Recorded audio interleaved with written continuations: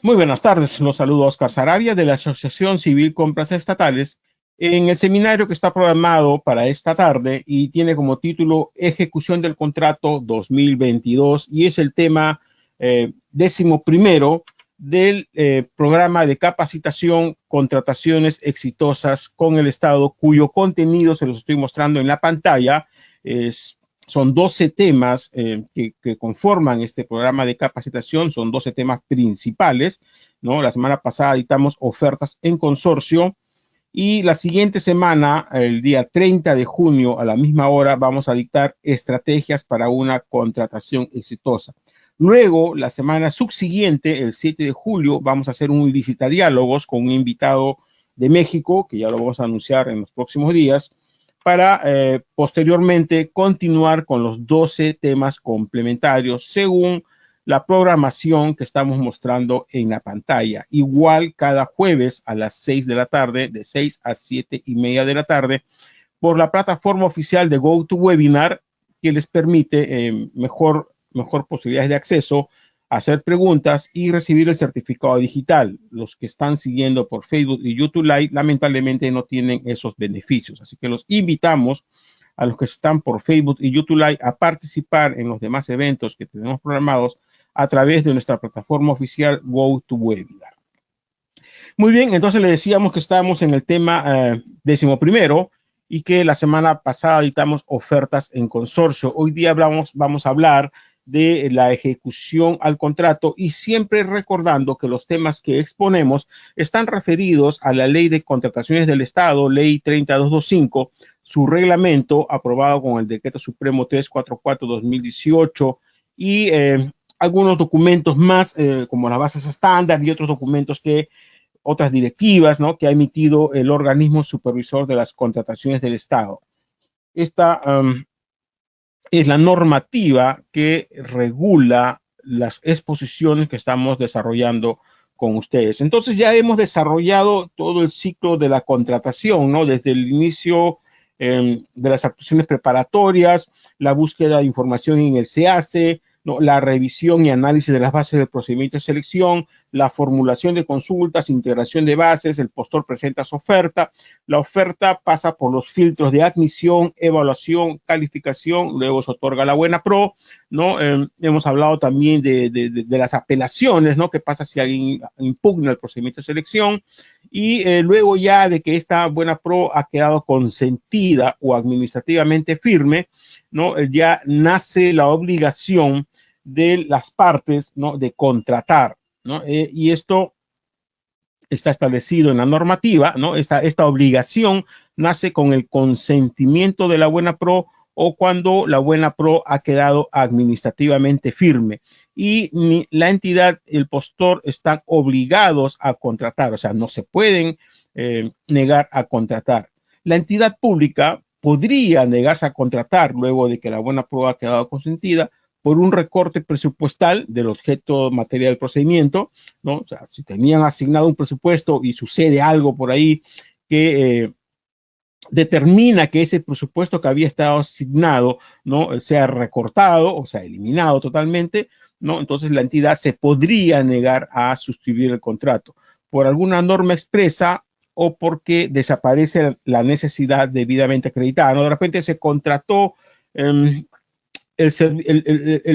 la ejecución de un programa de capacitación, ¿no?, una conferencia, algo, el equipamiento para una conferencia, pero el proceso se dilató porque hubo una apelación o algo y determinaron pues que la buena pro quede consentida luego de que ya había culminado el evento. Entonces ya no hay la necesidad de contratar, ¿no? Entonces en ese caso la entidad se puede negar a suscribir el contrato. Otras causas diferentes a estas, el recorte presupuestal, norma expresa o porque haya desaparecido la necesidad, no determina responsabilidad del titular o del funcionario delegado para la suscripción del contrato. Y además imposibilita a que la entidad pública convoque en ese ejercicio presupuestal, ¿no?, ese procedimiento de selección por el cual no se ha suscrito el contrato. El postor, en cambio, el postor adjudicatario, el postor ganador de la buena pro, ¿no?, podría negarse a suscribir el contrato por causas solamente justificadas, ¿no? Y si que pueden ser por imposibilidad física o imposibilidad jurídica. O sea, el postor tiene solamente dos situaciones por las cuales se puede negar a suscribir el contrato, por una imposibilidad física o por una imposibilidad jurídica. Si se niega a suscribir el contrato por alguna causa diferentes a estas, la imposibilidad física o jurídica, pierde automáticamente la buena pro, lo cual es comunicado al Tribunal de Contrataciones del Estado para las sanciones correspondientes. El perfeccionamiento del contrato, o sea, una vez que esta buena pro ha quedado consentida y de que el adjudicatario ha presentado los documentos para la suscripción del contrato, ¿no? Se produce a través de la suscripción del documento que lo contiene, o sea, el documento físico que lo contiene, o con la emisión de la orden de compra o la orden de servicio y la recepción, ¿no?, de este documento por parte del postor. En subastas inversas electrónicas, adjudicaciones simplificadas para bienes y servicios en general, este perfeccionamiento del contrato se puede hacer a través de la orden de servicio o la orden de compra, siempre que el valor estimado no supere los 200,000 soles. O sea, si tenemos una adjudicación simplificada que no supera los 200,000 soles o un ítem de un procedimiento mayor, ¿no?, que no supere los 200,000 soles, el perfeccionamiento del contrato se puede realizar, ¿no?, con la recepción de la orden de compra o la orden de servicio. Si el monto supera los 200,000 soles, necesariamente tiene que haber un contrato, ¿no?, que tiene que ser suscrito entre las partes. Esto es lo mismo para el caso de ítems que no superen este monto, también se puede realizar a través de orden de compra o la orden del servicio. En el caso de los catálogos electrónicos de acuerdo marco y comparación de precios, el perfeccionamiento del contrato se hace con la recepción de la orden de compra o la orden de servicios. Acá no hay contrato con la entidad pública cuando hablamos de catálogos electrónicos de precios o acuerdos marcos. Ahora, el contrato, si bien es cierto, nosotros tenemos un documento que firmamos o una orden de compra o una orden de servicio, que son el documento por el cual se ha formalizado la contratación. Este contrato está compuesto además por otros documentos, ¿no? O sea, ¿por qué? Porque muchas veces podría faltar información para tomar una decisión o para resolver una controversia en el contrato, en ese documento que ustedes han firmado o en la orden de compra o en la orden de servicio. Entonces, la normativa señala que este documento denominado contrato o la orden de compra o la orden de servicio también forman parte de ellos, ¿no?, los documentos del procedimiento de selección que establezcan reglas definitivas. Por ejemplo, las bases integradas del procedimiento de selección, el pronunciamiento del OCE, el pliego de absolución de consultas o los documentos otros documentos que establezcan obligaciones entre las partes y también la oferta ganadora. O sea, el contrato que yo he firmado también está compuesto, o sea, forman parte de este contrato las bases integradas del procedimiento de selección, el pliego de absolución de consultas, el pronunciamiento del OCE si es que hubiera y la oferta ganadora. Entonces, ¿por qué? Porque, repito, supongamos que hay algo que no está claro en el contrato, cómo se debe tomar una decisión en un sentido o cómo se debe solucionar una controversia, ¿no? Tenemos que remitirnos a lo que dicen las bases integradas del procedimiento de selección, el pliego de absolución de consultas o la oferta del postor, ¿no? Entonces, todos estos documentos forman parte del contrato que va a regir las obligaciones entre las partes. Eso hay que tenerlo en cuenta porque a veces uno está en una situación que no sabe qué hacer o hay una controversia con la entidad y el contrato no establece, ¿no?, algunas condiciones claras. Entonces, remítanse a las bases del procedimiento de selección o remítanse a la propuesta o al pliego de absolución de consultas y busquemos allí la información que nos permita tomar la decisión, ¿no?, respecto a cómo actuar durante la ejecución del contrato o cómo solucionar una controversia, ¿no? Para todos los casos, en este contrato que se va a suscribir con la entidad pública, debe contener cláusulas referentes a las garantías que se van a otorgar para el contrato, una cláusula anticorrupción, una cláusula de solución de controversias y una cláusula de resolución por incumplimiento. Estas son las cláusulas mínimas que debe tener el contrato y que si ustedes van a unas bases de un procedimiento de selección, ¿no? En la sección específica, ¿no? Luego del capítulo 4, donde está los factores de evaluación, encontramos la proforma de contrato, ¿no? O sea, ahí está la proforma de contrato y vamos a encontrar allí que están estas cláusulas como mínimo. Evidentemente hay más cláusulas, pero todo contrato debe contener, según nuestra legislación, por lo menos estas cláusulas.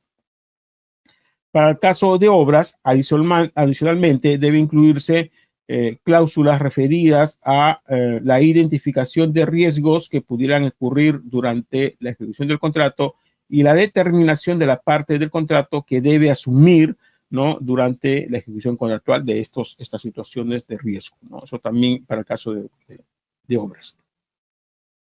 Las condiciones mínimas que debe de cumplir el postor a efectos de suscribir el contrato, ¿no? O sea, el postor adjudicatario, para que pueda suscribir el contrato, debe contar con RNP vigente. O sea, eso quiere decir que si a mí me han otorgado la buena pro y la buena pro ha quedado consentida y el OCE suspende mi RNP por alguna circunstancia que está prevista en la normativa, yo no podré suscribir el contrato.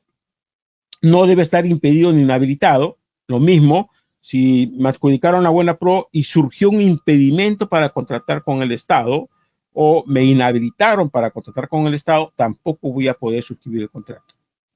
Para el caso de consultoría de obras, el adjudicatario debe cumplir con la especialidad y con la categoría solicitada en las bases del procedimiento de selección. Y para el caso de los ejecutores de obras, el adjudicatario debe contar con la capacidad libre de contratación suficiente para poder suscribir el contrato. Por ejemplo, si yo soy un ejecutor de obras y me han adjudicado una obra de 3 millones de soles, ¿no?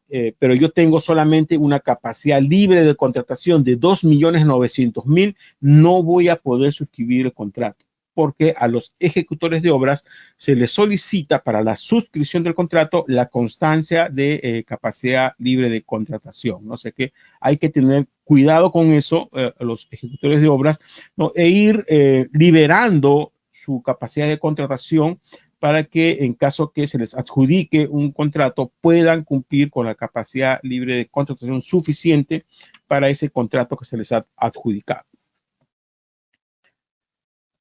¿Cuáles son los requisitos para el perfeccionamiento del contrato? Las garantías, ¿no?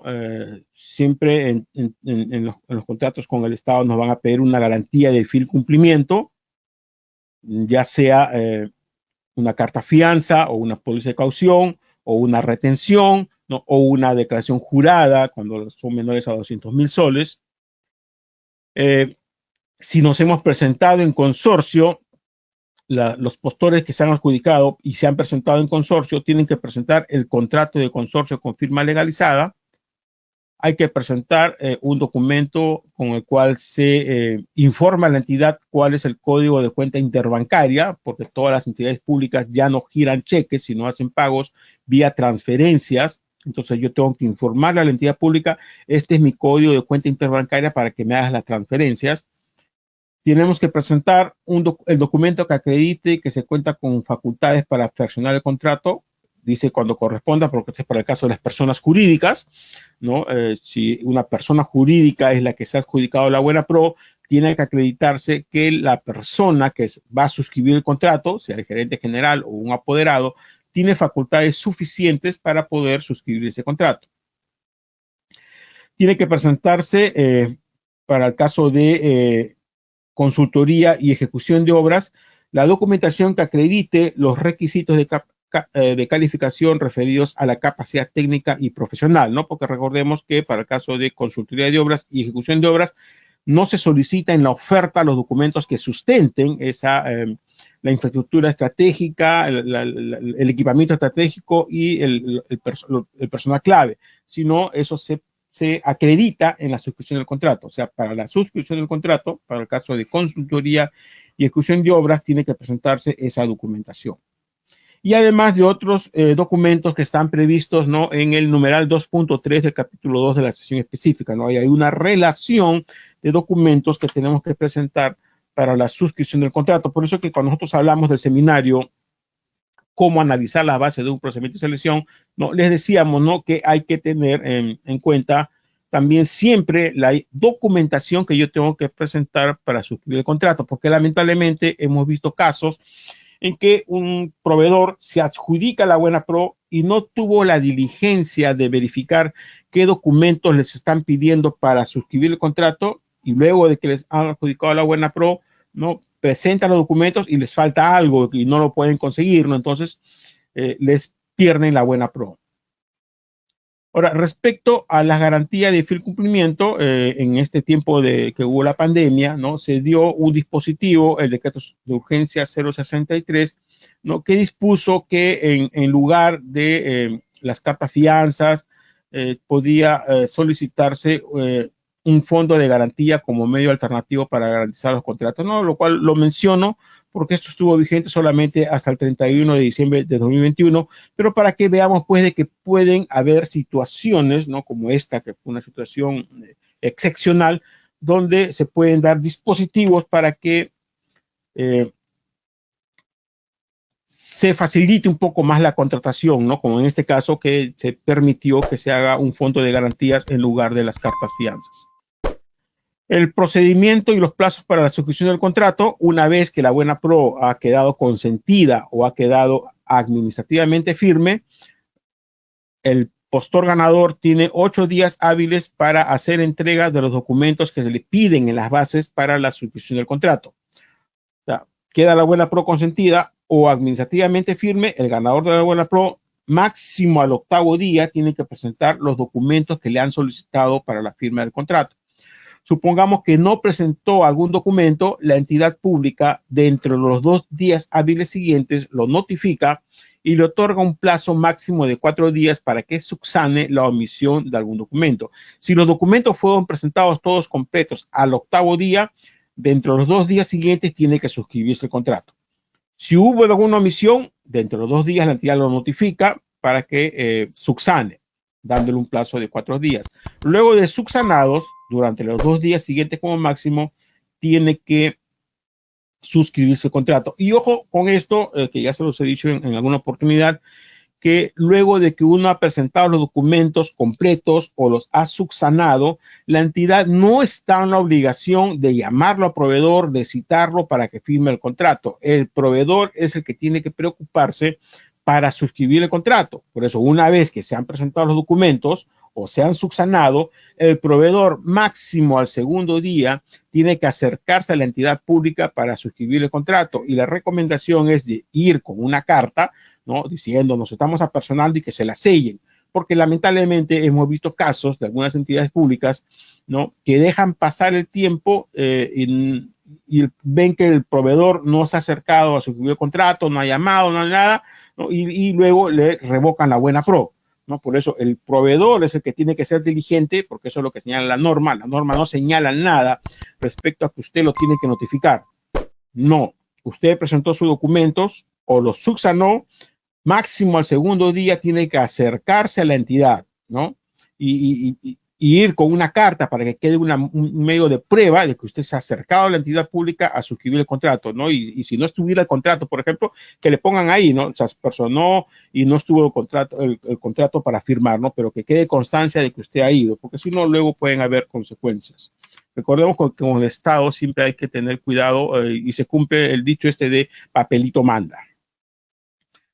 Los supuestos de la no suscripción del contrato: si la entidad pública no cumple con perfeccionar el contrato dentro de los plazos establecidos, estos plazos que hemos hablado, el ganador de la Buena Pro lo puede requerir, le envía una carta dándole un plazo de 5 días hábiles. O sea, pasaron los 2 días hábiles, yo fui a la entidad pública, no suscribí el contrato, me firmaron mi carta, yo le mando una carta a la entidad pública y le doy un plazo de 5 días hábiles para suscribir el contrato. Si vence este plazo y a pesar de eso la entidad no suscribe el contrato, el postor ganador de la Buena Pro tiene la facultad, o sea, no es la obligación, tiene la facultad de dejar sin efecto el otorgamiento de la Buena Pro. con lo cual se libera de la responsabilidad de ejecución del contrato. En este supuesto, si ocurriera esto, esa entidad pública no puede convocar el mismo objeto contractual en ese ejercicio procesal bajo responsabilidad. O sea, el castigo de la entidad pública por no suscribir el contrato, ¿no? Ya no pueden convocar ese proceso. Si el postor, en cambio, no suscribe el contrato o no presenta los documentos dentro de los plazos establecidos, no pierde automáticamente la buena pro. Y esa pérdida de la buena pro determina que se informa al Tribunal de Contrataciones del Estado para el inicio del procedimiento sancionador correspondiente. Luego de que esta buena pro ha quedado, la ha perdido el ganador de la buena pro, el órgano encargado de las contrataciones notifica al postor que ocupó el segundo lugar, ¿no?, de entre los 3 días hábiles siguientes de que ha quedado consentida esta pérdida de la buena pro, ¿no?, porque el postor podría impugnar, o sea, tiene que quedar consentida esta pérdida de la buena pro. Luego la entidad, de entre los 3 días hábiles siguientes de que ha quedado consentida la pérdida de la buena pro, notifica al postor que quedó en segundo lugar para que presente los documentos para perfeccionar el contrato. En este caso sí hay una notificación al ganador de la buena pro, al segundo de la buena pro, para que perfeccione el contrato. Si este segundo lugar no suscribe el contrato, la entidad pública, a través del órgano encargado de las contrataciones, declara desierto el proceso. O sea, no es que ya que le dé al tercer lugar, ¿no?, sino declara desierto el proceso. Solamente ocurre hasta el segundo lugar esta situación de la pérdida de la buena pro y de llamar al otro postor, ¿no? Una vez que el contrato está suscrito, ¿no?, las partes, la entidad pública y el proveedor, tienen que cumplir las obligaciones que se han establecido en el contrato.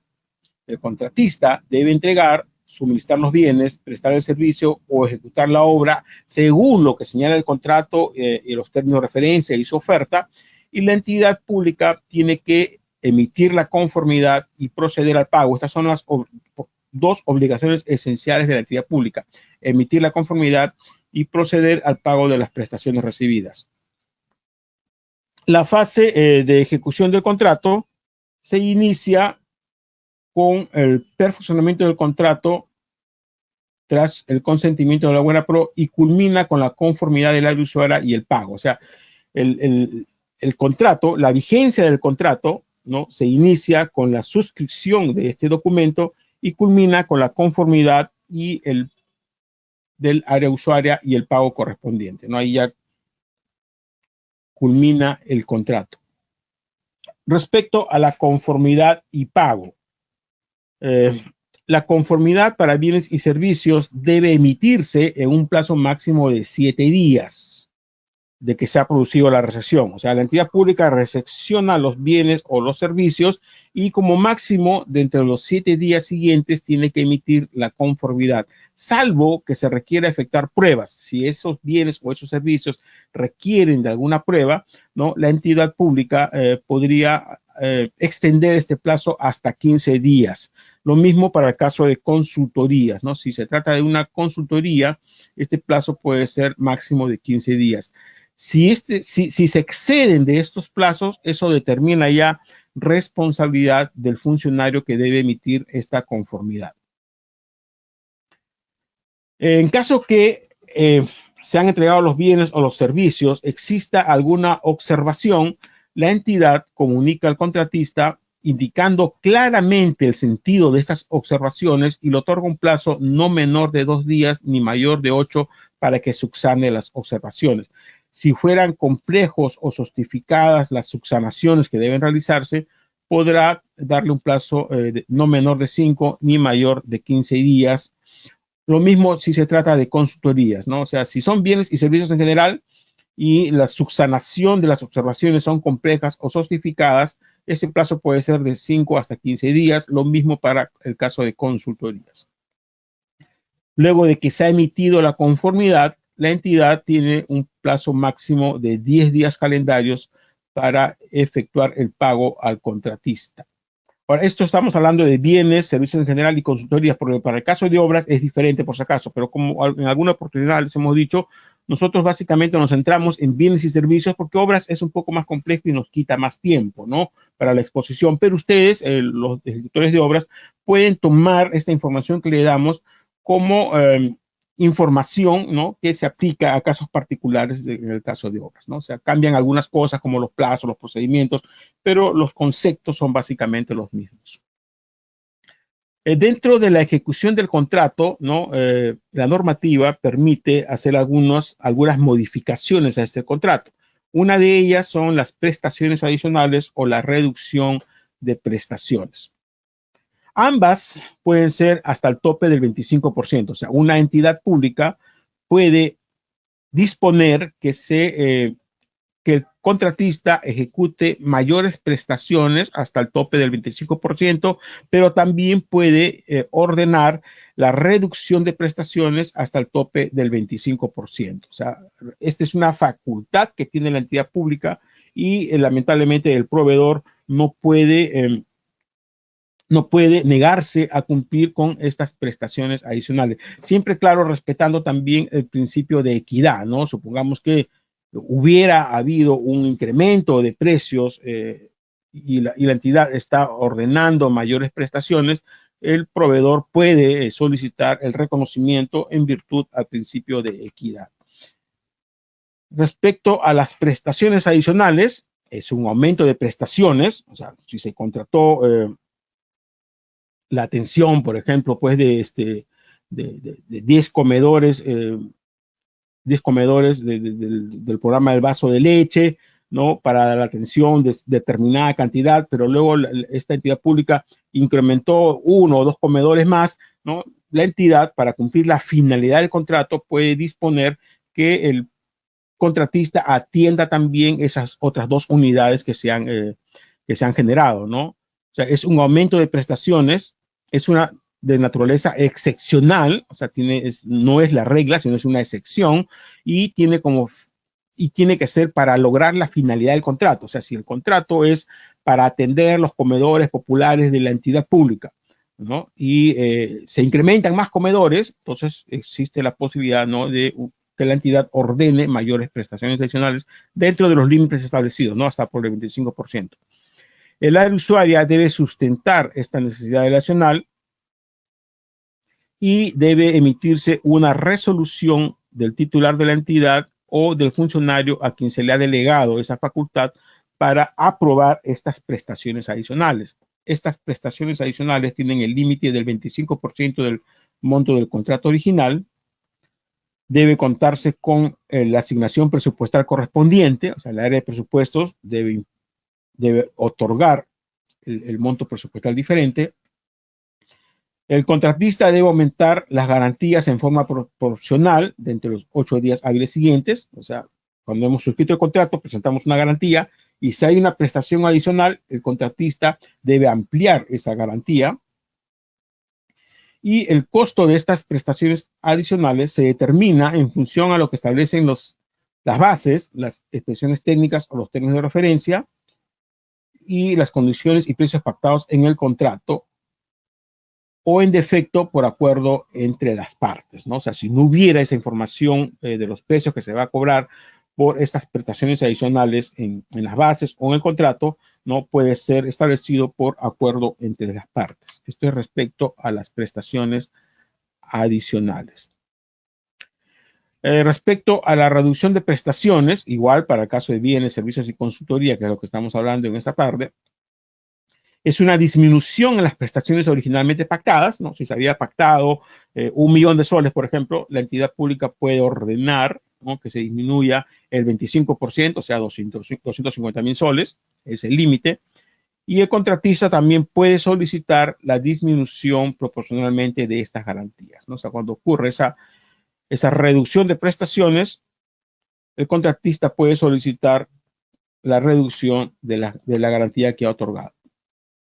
Esa es una de las modificaciones al contrato que se pueden dar. Otra modificación es la ampliación de plazo, ¿no? Lo cual procede cuando se aprueba un adicional, o sea, cuando la entidad pública ha ordenado un adicional de prestaciones, hemos hablado de antes, ¿no? Y para que se pueda ejecutar esas mayores prestaciones se requiere más plazo. el contratista puede solicitar también una ampliación de plazo. Y también procede una ampliación de plazo por atrasos o paralizaciones que no sean imputables al contratista, que las pueda acreditar debidamente comprobados y que además modifiquen el plazo contractual, porque pueden haber atrasos o paralizaciones, ¿no?, que necesariamente no van a modificar el plazo, ¿no? O sea, que no inciden en el plazo de ejecución del contrato. Pero si alguno de esos atrasos o paralizaciones incide en el plazo de ejecución contractual y no les son imputables al contratista, el contratista puede presentar una solicitud de ampliación de plazo. El contratista debe solicitar la ampliación de plazo dentro de los 7 días hábiles siguientes a que se ha notificado la aprobación del adicional, el 25%, ese es el caso, el tope, o de finalizado el hecho generador del atraso. O sea, me notifican a mí que se ha aprobado el adicional, las prestaciones adicionales. Yo tengo 7 días hábiles si es que esa adicional me modifica el plazo de entrega, ¿no? Yo puedo solicitar ampliación de plazo. O si ha habido un hecho generador que no me es imputable y que afecta el plazo de ejecución del contrato, también una vez que culmina el hecho generador del atraso, yo tengo 7 días hábiles para solicitar la ampliación de plazo. La entidad pública debe resolver mi solicitud y notificarla dentro de los 10 días hábiles siguientes, computados desde el día siguiente que se ha presentado. Si la entidad pública no se pronuncia o se pronuncia más allá del 10º día, ¿no?, el contratista entiende que su solicitud ha sido aprobada. Esto es bajo responsabilidad del titular de la entidad. La entidad amplía el plazo de los contratos directamente vinculados al contrato principal. Cuando se aprueba esta ampliación de plazos, ¿no?, la entidad tiene que ampliar el plazo a través de una adenda o de alguna notificación al contratista, ¿no? El contratista puede solicitar el reconocimiento de mayores gastos generales debidamente acreditados.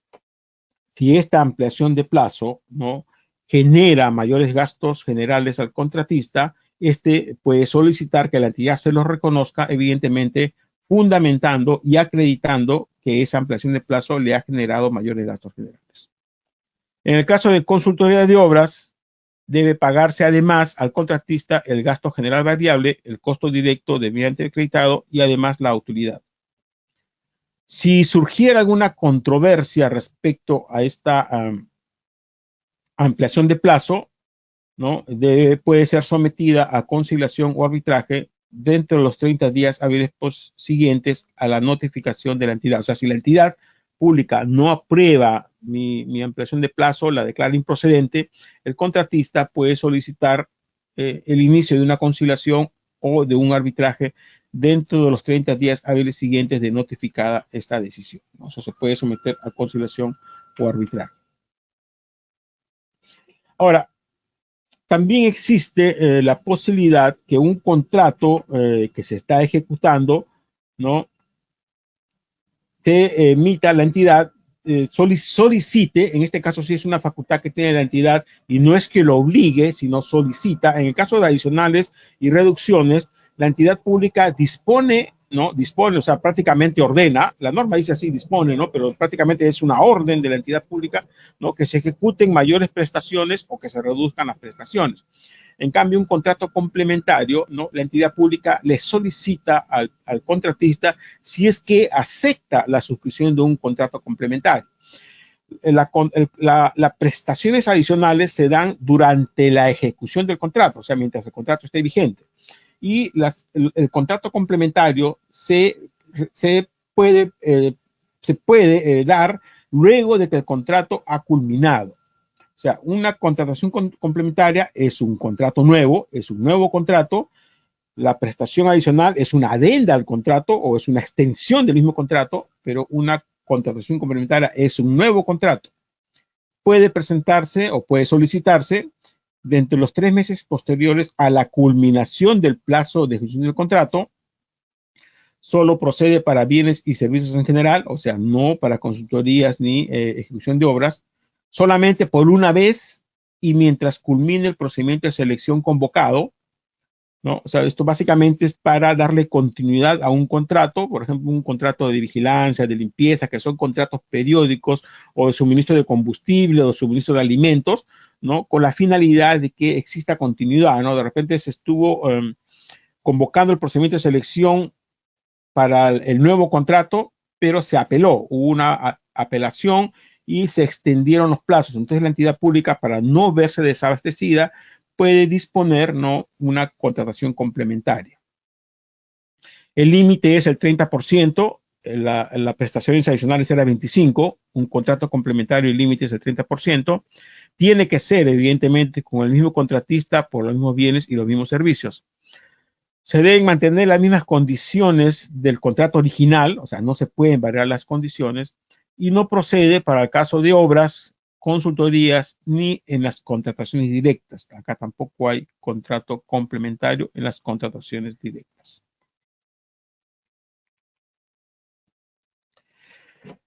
En la ejecución del contrato, si ustedes revisan las bases del procedimiento de selección o la proforma del contrato, ¿no?, la entidad pública puede establecer penalidades, ¿no? La más conocida es la penalidad por mora, pero también pueden haber otras penalidades distintas a la de mora.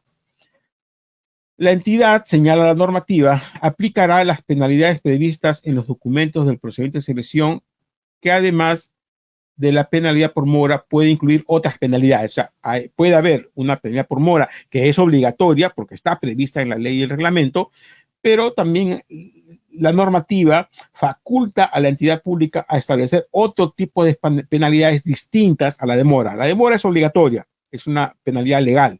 Y la de las otras penalidades ya es una penalidad que la entidad puede establecerlas en las bases. Estos dos tipos de penalidades pueden alcanzar cada una de ellas un monto máximo equivalente al 10% del monto del contrato o del ítem que debió ejecutarse. O sea, 10% por mora y 10% por otras penalidades. Son los límites. O sea, lo que quiere decir de que un contratista podría recibir hasta 20% de penalidades, lo cual resulta en realidad bastante complicado, ¿no? Porque con eso ya genera pérdida al contratista, ¿no?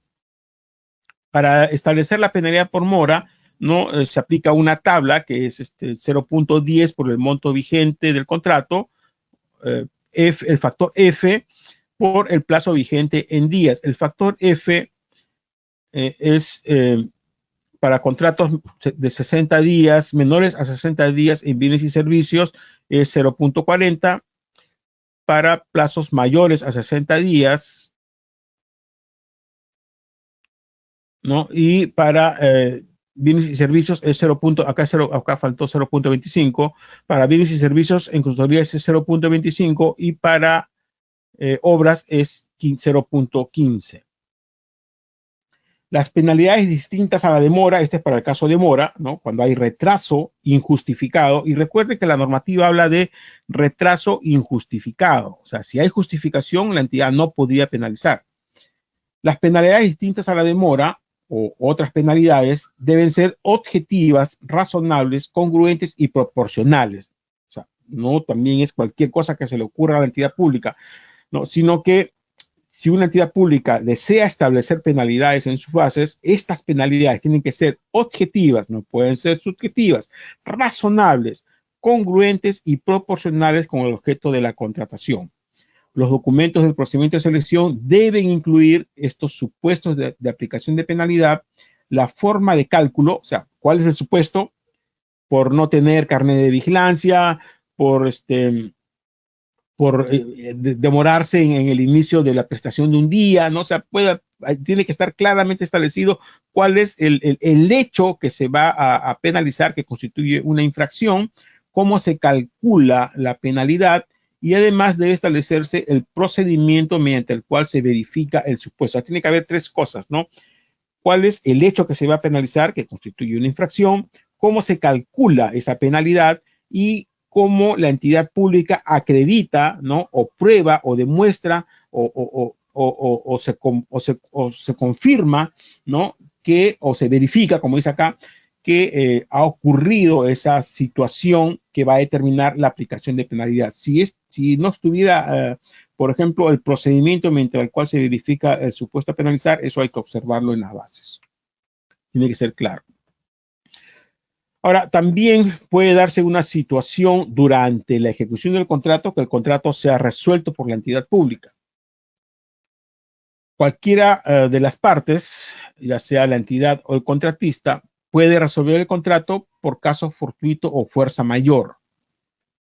Una situación excepcional, caso fortuito o fuerza mayor, que imposibilite de manera definitiva la continuación del contrato. O sea, cuidado con eso. O sea, puede ser un hecho, una situación de fuerza mayor, ¿no?, que determina una suspensión al contrato o una paralización al contrato. Pero para que se pueda resolver el contrato, ¿no?, por caso fortuito o fuerza mayor, tiene que ser una situación que imposibilite de manera definitiva, o sea, que ya no se va a poder continuar con el contrato, o sea, definitiva, porque podría tratarse, repito, de una situación que determine una ampliación de plazo, ¿no? O sea, tiene que ser definitivamente que no se pueda continuar el contrato. Por un hecho sobreviviente al perfeccionamiento del contrato que no sea imputable a las partes y que imposibilite de manera definitiva la continuación de la ejecución del contrato.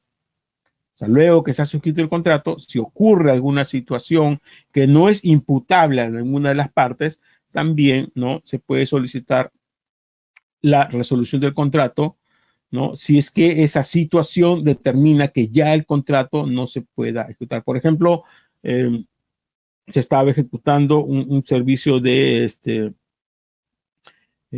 equipos para una conferencia, ¿no? Y ocurrió algo, pues que ya la conferencia no se va en lugar de 5 días, solamente se va a hacer pues en 2 días, ¿no? O de repente ya no se va a poder hacer, ¿no? El expositor no pudo venir, algo, y un hecho fortuito o un hecho sobreviviente al personal del contrato, ¿no?, que impide que esa capacitación o ese seminario se va a desarrollar, entonces sencillamente se resuelve el contrato por caso fortuito, fuerza mayor o por un hecho sobreviviente al personamiento. Hay que evaluar cuáles son las circunstancias, ¿no? Pero tiene que determinar que se imposibilita la continuación de ese contrato. Esto es cualquiera de las partes. La entidad pública puede resolver el contrato por incumplimiento injustificado del contratista de sus obligaciones contractuales, legales o reglamentarias, ¿no?, las que están previstas en la ley, en el reglamento, en las bases o en el contrato mismo. Si el proveedor incumple de manera, y recuerden esta palabra siempre, injustificado, si el proveedor incumple de manera injustificada sus obligaciones, la entidad pública puede resolver el contrato.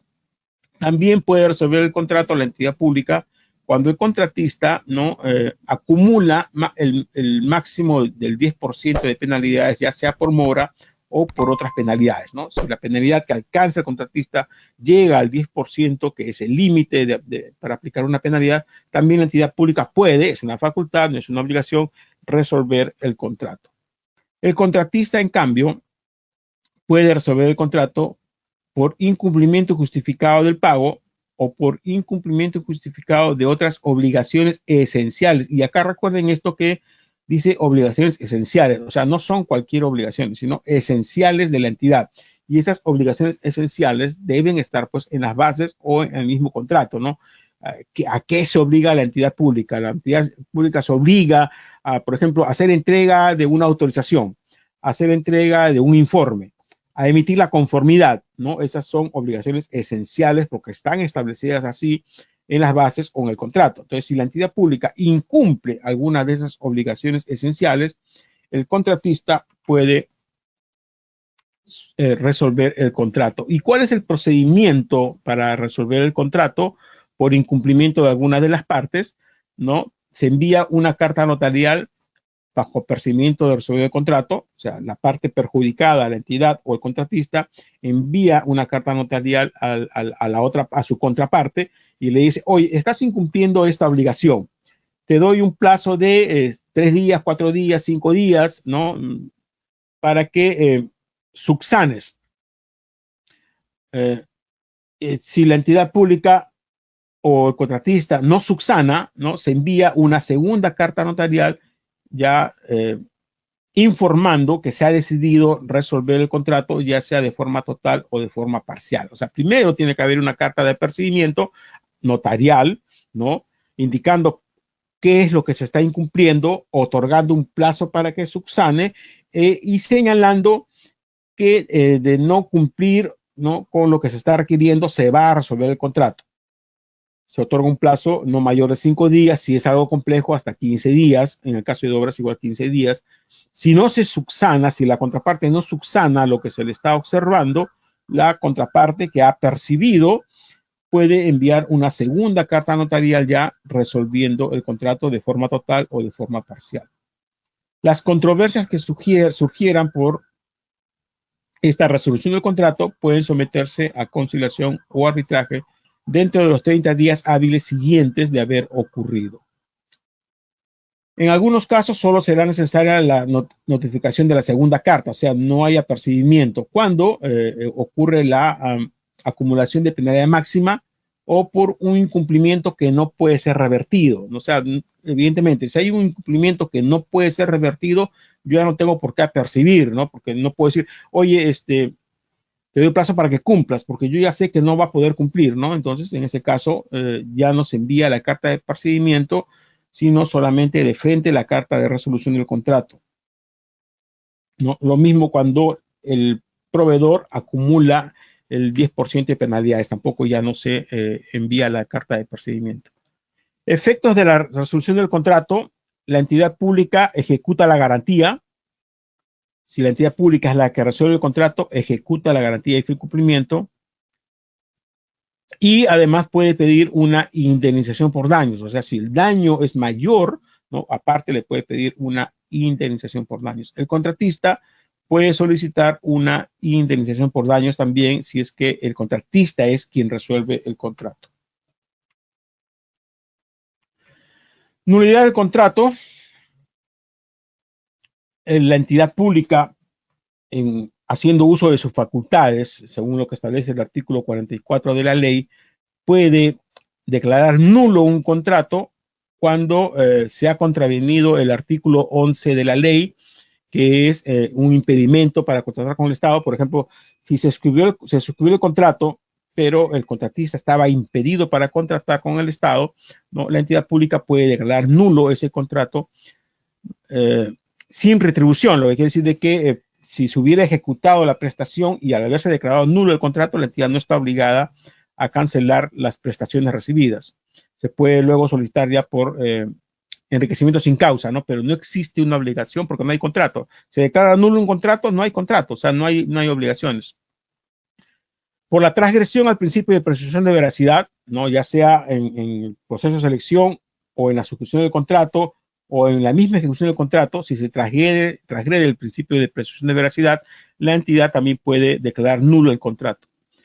Cuando se ha suscrito el contrato existiendo un recurso de apelación en trámite, también ese contrato es nulo. Cuando se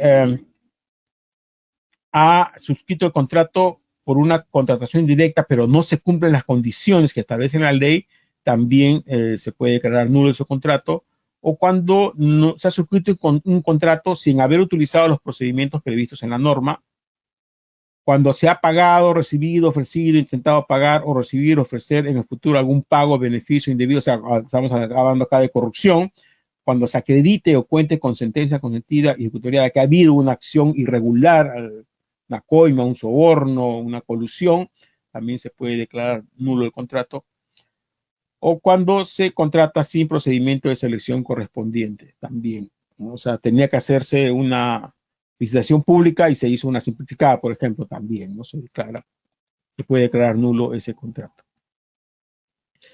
Para declarar nulo el contrato, o sea, la entidad pública tiene que correrle traslado al contratista su decisión, ¿no?, o la existencia del vicio de nulidad, otorgándole un plazo de 5 días para que se pronuncie al respecto.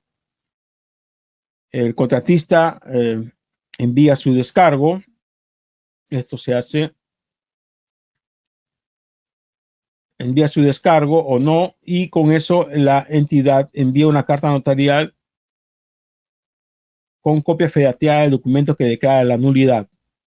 ¿no? O sea, antes de resolver el contrato, la entidad tiene que notificarle al contratista y decir, oye, hemos encontrado esto, tú estabas impedido para contratar con el Estado, te doy un plazo de 5 días para que me expliques qué pasó, ¿no?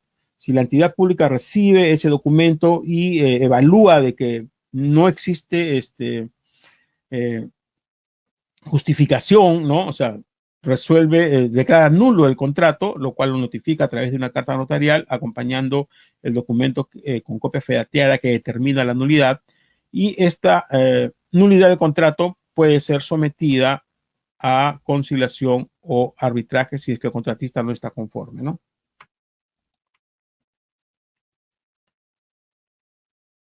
Cuando se resuelve un contrato o cuando un contrato se declara nulo y hay prestaciones que se requieren ejecutar, ¿no? Pendientes que no se han ejecutado y que la entidad las requiere ejecutar, ¿no? La entidad determina el precio, las condiciones y la disponibilidad presupuestal de estas prestaciones pendientes, invita a los postores que participaron en el procedimiento de selección para que manifiesten su interés de ejecutar estas prestaciones. Si hay pluralidad de postores, o sea, si más de un proveedor manifestó que puede ejecutar estas prestaciones adicionales, la entidad contrata con el postor que ocupó el mejor lugar en posición en el orden de prelación, verifica el cumplimiento de los requisitos de calificación, ¿no? Porque podría ser de que alguno de ellos no califique. Luego se perfecciona el contrato cumpliendo los requisitos que están establecidos en las bases, la garantía, ¿no? Los documentos de presentación para asumir el contrato. Y esto debe ocurrir cuando existe urgencia de culminar con la ejecución de prestaciones pendientes, ¿no? Por ejemplo, hay una obra, se declaró nulo un contrato de ejecución de obra y existe la urgencia de continuar con esa ejecución de obra, ¿no? Ahí se puede dar esta situación de invitar a los postores que participaron en el procedimiento de selección para que manifiesten su interés de continuar con las prestaciones que quedaron pendientes. Ello sin perjuicio de que la resolución haya sido sometida a conciliación o arbitraje, o sea, a pesar de que esté sometido a conciliación o arbitraje, se puede continuar con este trámite, y el precio que establece la entidad incluye todos los costos necesarios para esta ejecución. Como les decía yo, este tema de contratos que hemos hablado el día de hoy es bastante amplio, ¿no? Y solamente hemos hablado prácticamente de bienes y servicios, porque en obras es bastante, mucho más amplio, ¿no? Y no hemos podido hablar respecto a las garantías, la ejecución de garantías, ¿no? Para la ejecución del contrato hemos dicho que se presentan garantías, la garantía de fiel cumplimiento o la garantía de prestaciones accesorias, o también puede haber garantías por adelantos, que las bases tienen que establecer los adelantos. También existe en la ejecución del contrato, la normativa habla respecto a la cesión de posesión contractual, que está prohibida. Se pueden ceder los derechos a cobrar, ¿no? Pero no se puede ceder la posesión contractual. O sea, un contratista no puede ceder sus obligaciones y responsabilidades del contrato. Sí puede ceder, ¿no? El derecho a cobrar. Eso sí puede cederlo un contratista. La culminación del contrato, ¿no? Se da luego de que se ha emitido la conformidad y el pago.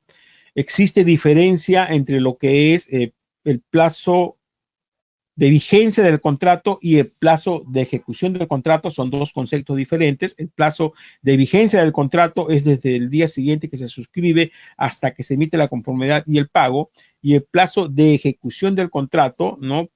El inicio se establece en las bases señalan el plazo de ejecución del contrato será de tal fecha a tal fecha, ¿no? También se establece en el contrato ese periodo en el cual se va a ejecutar la prestación. Existe también la posibilidad de subcontratar prestaciones, ¿no? También está normado, hay un límite, hay condiciones, el subcontratista tiene que tener RNP, ¿no? Que también deberían estar establecidas en las bases. Y para el caso de obras, les decía yo que es un poco más complejo, ¿no? Hay muchas otras cosas más que deben tenerse en cuenta para el caso de ejecución del contrato, ¿no? Como por ejemplo las valorizaciones, ¿no? la liquidación de la obra, la recepción de la obra, ¿no? El inicio del plazo de ejecución de la obra, que tiene que ser cuando se ha dado el adelanto, se ha entregado el expediente técnico, se ha designado el supervisor al inspector, ¿no? O sea, son varias condiciones que tienen que cumplirse, que es un poco más complejo, ¿no? Por eso les digo yo que lo que nosotros hacemos un poco es darles conceptos generales para que ustedes, cuando ya apliquen casos particulares, puedan entenderlo mejor y tomar una mejor decisión, ¿no? Por falta de tiempo, tenemos muy poco tiempo, no podemos pues extendernos en otros temas que nos gustaría conversar con ustedes. Recomendaciones: revise detenidamente la documentación que le solicitan para la ejecución del contrato. En las bases se señala qué documentos tienen que presentar ustedes para suscribir el contrato y qué formalidades deben de cumplir estos documentos. Por ejemplo, los documentos que provienen del extranjero, ¿no? Las bases señalan que tienen que venir con la legalización correspondiente o la postilla, ¿no? Entonces hay que tener en cuenta eso, ¿no? Porque si uno no revisa eso, le adjudican la buena pro, y luego en la ejecución del contrato va a tener inconvenientes y de repente no va a poder suscribir el contrato. Y eso no solamente determina que pierda la buena pro el proveedor, sino además determina el inicio de un procedimiento sancionador, ¿no? Revise en el capítulo 3 las características y condiciones de la prestación, de qué color, de qué tamaño, en qué tiempo, con qué certificados, ¿no? Todo aquello que me dice cómo se va a ejecutar la prestación, qué penalidades me pueden aplicar, no hay que tener claro eso. Revise la proforma del contrato, en las bases está la proforma del contrato, hay que revisarla para ver a qué nos vamos a comprometer.